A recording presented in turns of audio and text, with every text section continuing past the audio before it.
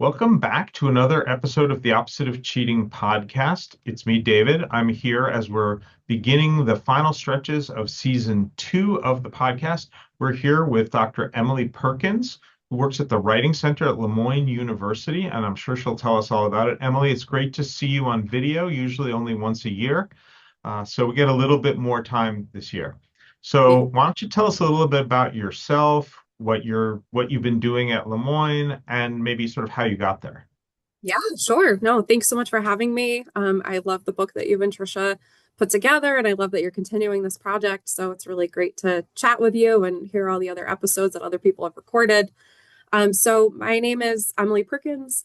I currently work as the Associate Director for the Writing Center at Moyne College in Syracuse, New York.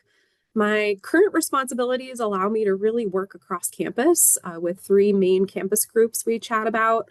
So we have our Writing Center tutors, who are all undergraduate students across a range of disciplines. We have our overall student body that consists of a number of undergraduate students as well as graduate students. And then I also work closely with faculty as part of my job. So we do a lot of pushing into classrooms to lead different workshops on different writing related topics. We also design and lead faculty development workshops. And we've also been able to engage in a lot of different consultations with faculty on different topics, particularly generative AI these days. So my background is interesting. I came previously, I was working at Syracuse University, and I was the assistant director of academic expectations over there. So I was in charge of case management and educational outreach around academic integrity. But that's not where my story started. So my PhD is in education, have a focus on teaching and curriculum. I also obtained a certificate of advanced study in trauma-informed care. So I really have a wide array of interests and have a lot of different experiences working in higher ed with different groups of students. And so right now, really my interests are around designing curriculum and assessment practices that really account for the whole student in terms of having a goal of promoting equity and accessibility for everyone, which is certainly presenting challenges in the world of generative AI, as we all know. And so I'm sure that will be a big topic of today's conversation. Absolutely. I just love jobs like yours that get you across campus and with all these different constituencies. It's one of my favorite aspects of academics is when you can break down those silos. It can be remarkable how big how like firm they are at small schools, right? You'd think everyone talks at small schools, but not always. Exactly. I definitely feel really fortunate to be where I am. I like being back at a smaller liberal arts college. I can talk today because you wear a lot of different hats, which has its pros and cons. But as part of that, you get to be in a lot of different conversations and work with a lot of different groups of people across the campus. So it's great. Yeah, it gives you really opportunities for change making that you can't get if you stay in your silo. Yeah, absolutely. So let's go back. We talk about where your story started. When do you first remember encountering this idea of academic integrity, and how have you progressed along that path over time? Yeah, it's a great question. So it's funny because I don't remember ever explicitly being taught what academic integrity means in my own educational journey. Today I'm actively involved in campus conversations about requirements for academic integrity modules for first year students. I personally dedicate time in each of my classes to discussing academic integrity. But thinking back to my own secondary ed, higher ed experience, I don't ever recall receiving explicit formal instruction on what it means to uphold integrity. I kind of had a general sense that cheating was wrong. If you're taking a test in class, you don't want to be looking onto someone else's paper. As someone who was a writing tutor in my undergraduate career, I understood, citing sources was necessary to show where information comes from. So I kind of had a sense of the principles, but it wasn't something that was directly instructed to me. I will say I do have a vivid memory of like my first encounter with it, with someone violating academic integrity. When I think it was a sophomore or a junior, I had a classmate who was accused of plagiarizing on a written assignment. Context was she had used Wikipedia to research her topic and paraphrase the material without citing it. Um, I remember chatting with her a little bit back in the day, and I think she believed the information was, common knowledge and didn't require attribution because it was coming from Wikipedia, common source. I don't have a sense of how this situation was resolved, but I do remember kind of those feelings of anxiety around accidentally committing a violation of integrity and ending up in a similar situation. Um, I don't recall my undergraduate institution having a centralized AI office. Academic integrity wasn't talked too much. It wasn't talked a lot about in my graduate education. So it really wasn't until I was on the job market in 2019 and looking for a career change that I even realized that academic integrity was a field in and of itself and that professionals were dedicated to the work. So, Yeah, we get that a lot. And it's a little bit, as you know, it's frustrating when people show up in the space as if we've not been here all this time. right, exactly. So, and, Yeah, and that space looks different too for different people, right? I mean, some campuses have a solo office dedicated to it, and then other people, it's been made someone's job, but it's not their full-time job. So, yep. just that And in some variance is places, really it's the Wild interesting. West. Nobody's really doing anything. It's still, that's hard to Exactly. believe that that happens, but it still does. Exactly. Yeah, I think that highlights so much the problems with making this sort of a punitive and enforcement problem is that it Mhm. creates this adversarial relationship between students and faculty, between learning and enforcement.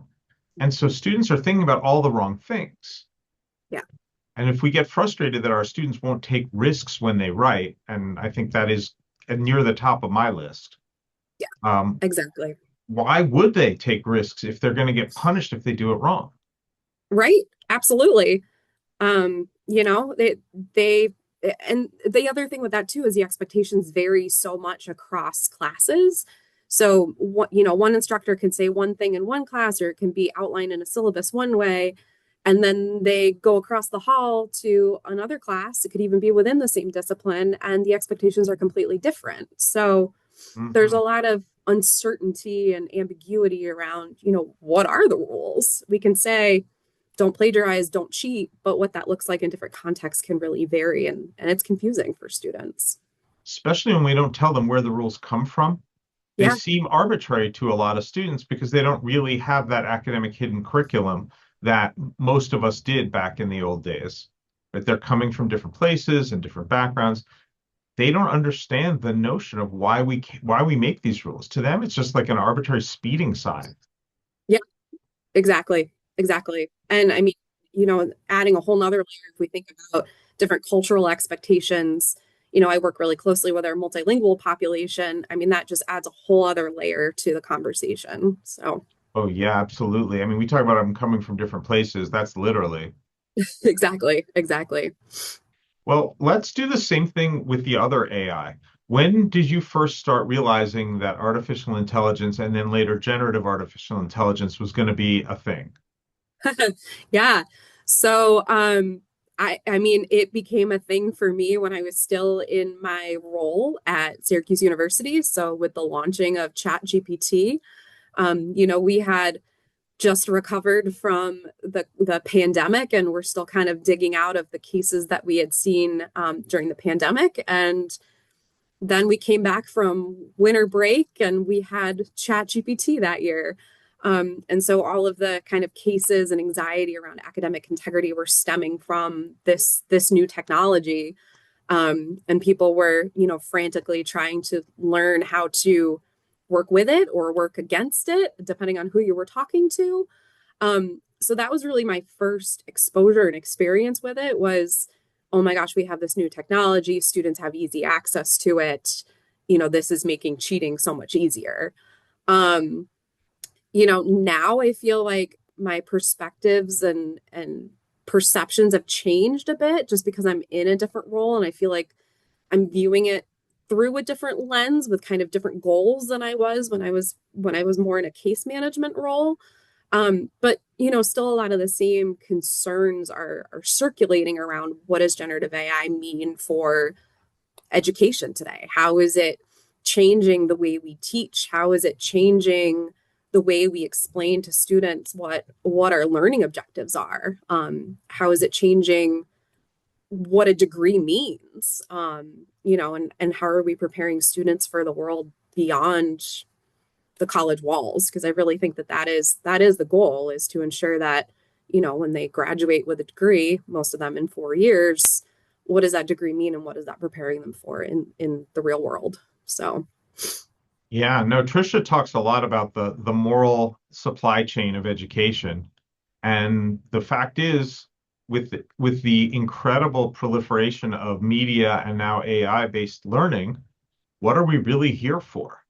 yeah, What differentiates us is the active nature of what we do and the assessment part. And if our assessments are no good, we're going to become irrelevant fairly quickly. yeah, absolutely. We have a lot of conversations, we in the Writing Center. I talk about myself and our director, who I work really closely with.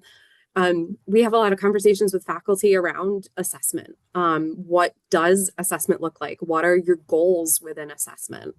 For me, I primarily teach writing and composition courses. I work really closely with our first year students because I generally teach a section or two sections of a required writing course for incoming first years.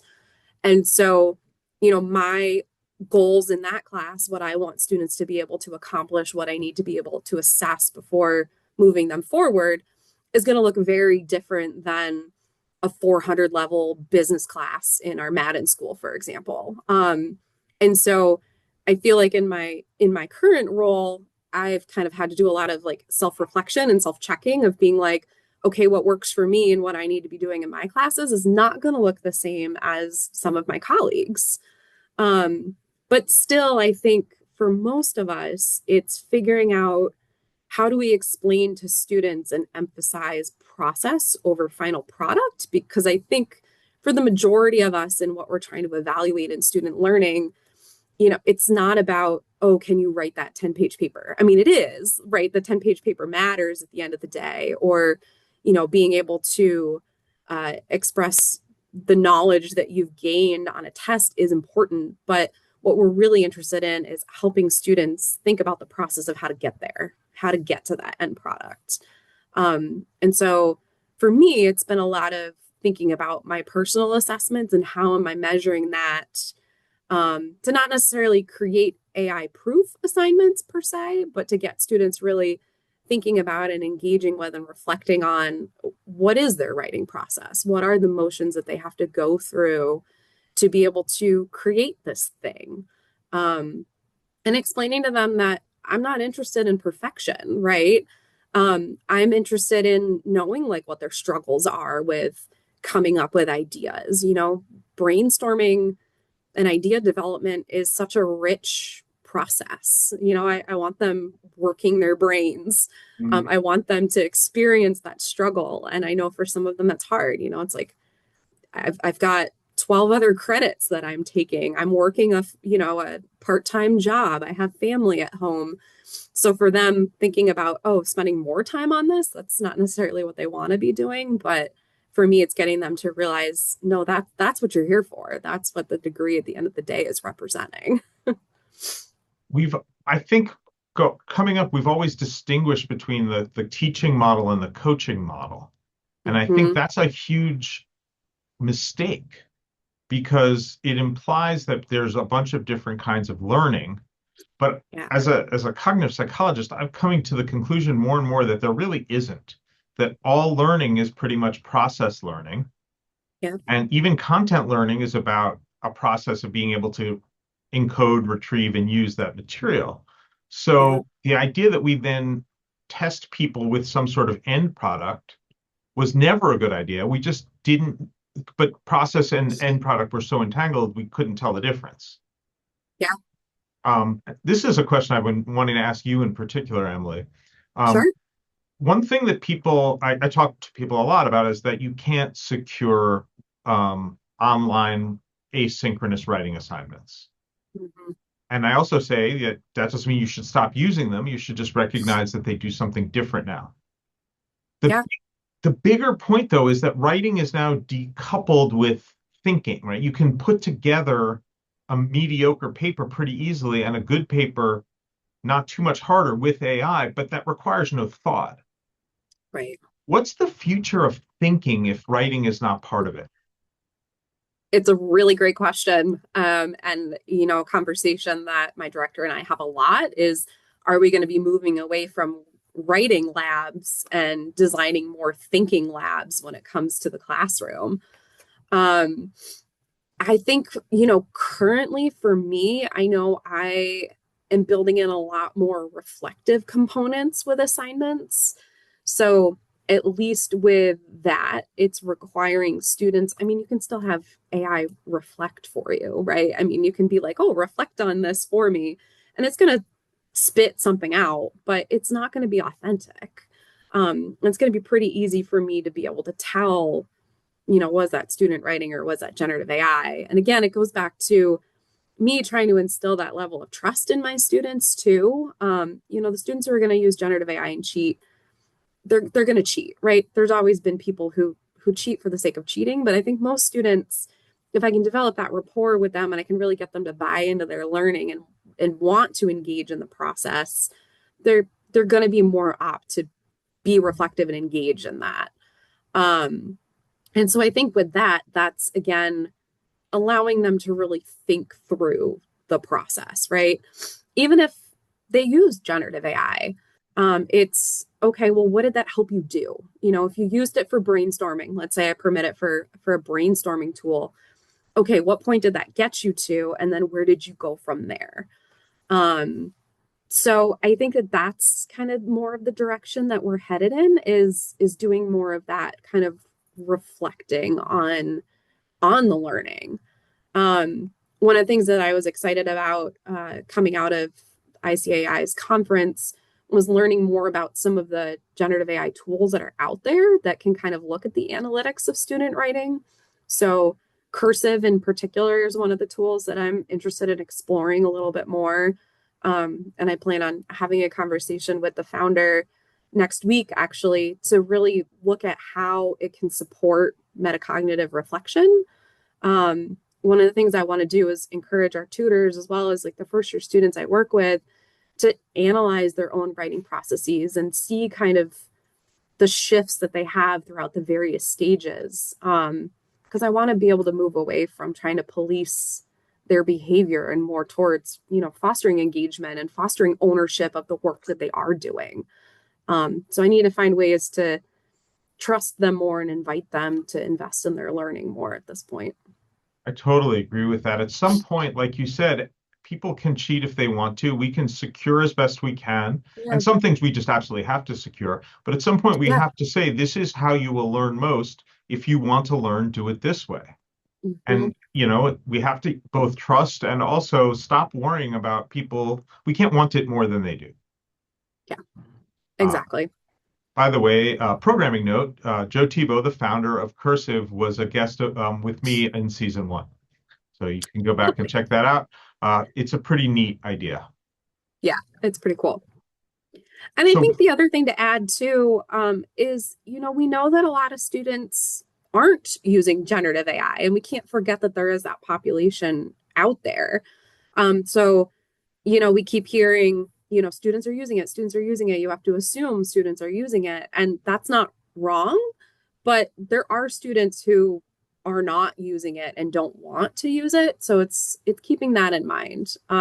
We just surveyed, so a couple of years ago in 2024, our director and we surveyed over 350 of our undergraduate students on their usage of AI and their perception of it.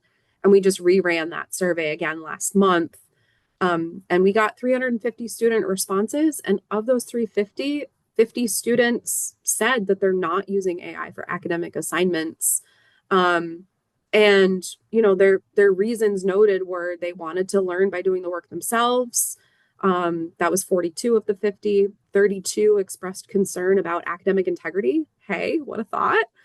And then 24 stated that they thought they could produce stronger work independently. So I mean, it was an anonymous survey. We hope that they were being genuine and honest in their responses. I like to think they were. So, 50 out of 350, still kind of a significant number for our population, I thought. So, Absolutely. And probably of the other 300, a good chunk of them are using them in ways that are appropriate and with high integrity. brainstorming was the number one reason. Brainstorming because they needed help. Those were kind of the two main things that stood out in the survey of why they're using it. There were a few who said 14 said they were using it for, full assignments. Again, we didn't ask them, are you using it ethically or unethically? It was just like, how are you using it and why? But, most of them are using it to brainstorm because they need help. I, I'm I'm actually a little bit concerned about the common use of brainstorming as an okay Yeah.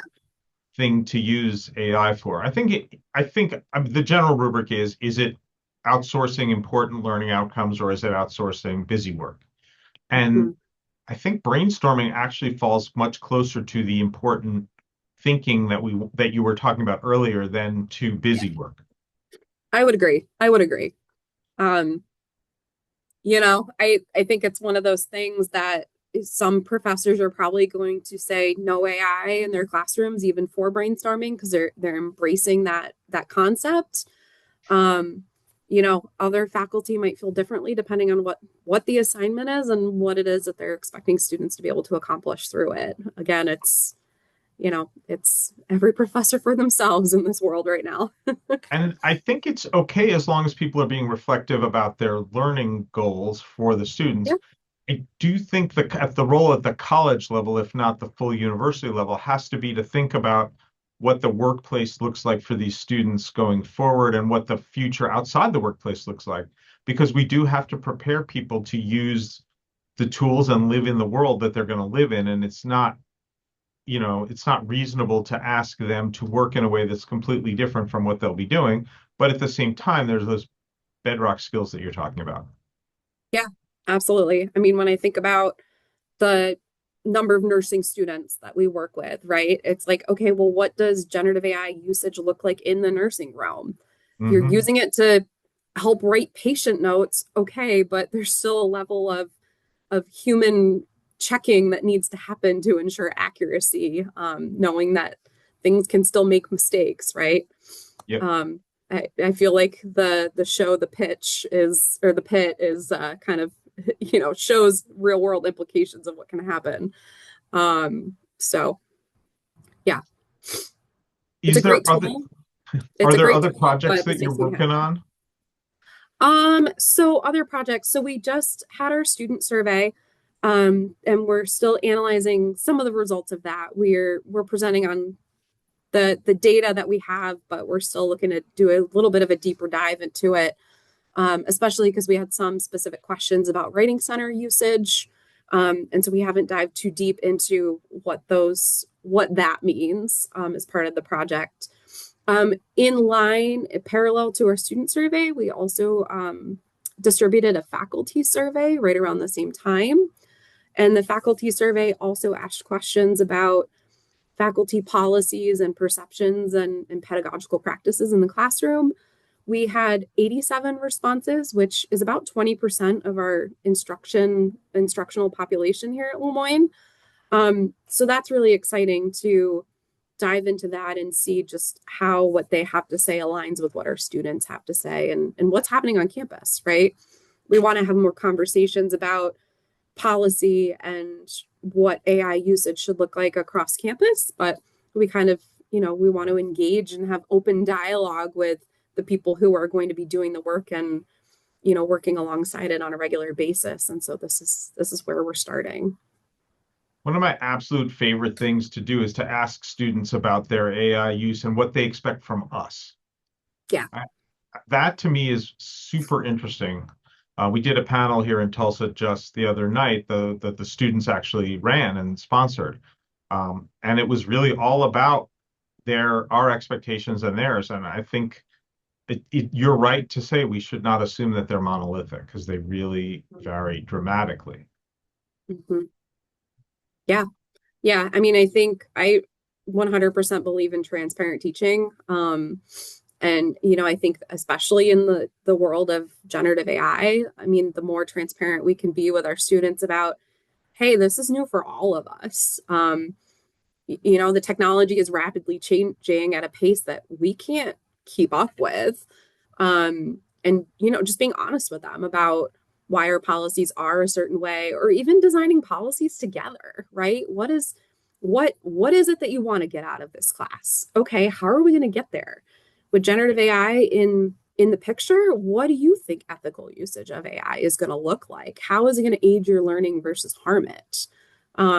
We push into classrooms here in the Writing Center a lot because faculty will invite us in to talk about academic integrity and AI, the other AI. And it's always, generative AI for, in the field of psychology versus in nursing versus this other content discipline. And so, that conversation varies depending on who our audience is. Mhm. But I think including students in the conversation is the best way to get them to engage with it and buy into their learning. So, And to engage their ethical decision yeah, processes, which often atrophy because they just follow the rules. yeah, yep, absolutely. On that topic, because you spend a lot of time across disciplines, what kind of advice tends to pop up a lot that you might give to an instructor or an instructional designer working across disciplines, or even staff members who are doing academic integrity or other writing center folks? What advice seems to come up the most? Yeah, I mean, I think for me, it's going back to what we were chatting about earlier, is thinking about putting more visible expectations and shifting the emphasis towards how students learn, not just what they produce. Um, so I mentioned I find myself turning a lot to transparent teaching. And so, students operate in ambiguity a lot of the times. For them thinking through ideas of, what counts as acceptable collaboration, or how should sources be used, or what do the boundaries look like with AI? I mean, that varies for them from classroom to classroom. And we know that ambiguity is often where poor decisions tend to happen. Um, so I think for faculty to kind of be aware of that and reflective on it can help them realize that a single policy statement that's, potentially buried in a syllabus and not further talked about is kind of opening up more doors and opportunities for students to get it wrong. Um, so, I always encourage faculty to, provide examples of what's acceptable versus unacceptable.